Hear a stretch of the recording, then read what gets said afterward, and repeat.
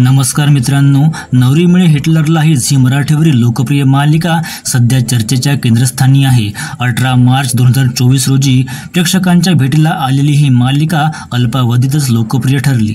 वल्लरी विराज आणि राकेश बापट यांची फ्रेश जोडी प्रेक्षकांच्या विशेष पसंतीस उतरली होती। मालिकेने 2024 मधील झी मराठी पुरस्कार सोहळ्यातही बहुमान पटकावले होते। मात्र सध्या एक दुःखद बातमी मालिकेच्या चाहत्यांना मिळत आहे। ही मालिका बंद होणार असल्याचं वृत्त आता कलाकारांनी स्पष्ट केलं आहे। मालिकेच्या बंद होण्याच्या बातम्यांमुळे चाहत्यांमध्ये नाराजीचं वातावरण आहे। इतकंच नव्हे तर डोंट एंड नवरी मिळे हिटलरला हा ट्रेंड चाहत्यांनी एक्सवर म्हणजेच ट्विटरवर सुरू केला आहे।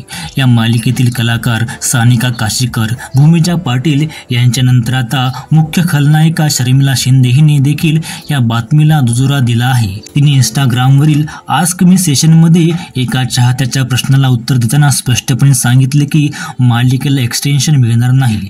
मालिकेचा दुसरा भाग येईल का या प्रश्नावर शर्मिलाने उत्तर दिलं, मला वाटत नाही की दुसरा भाग येईल। जरी आणायचा झाला तरी खूप बदल करावे लागतील। सध्या तरी नवरी मिळे हिटलरला मालिका संपण्याच्या वाटेवर असून चाहत्यांसाठी ही नक्कीच एक भावनिक वेळ आहे।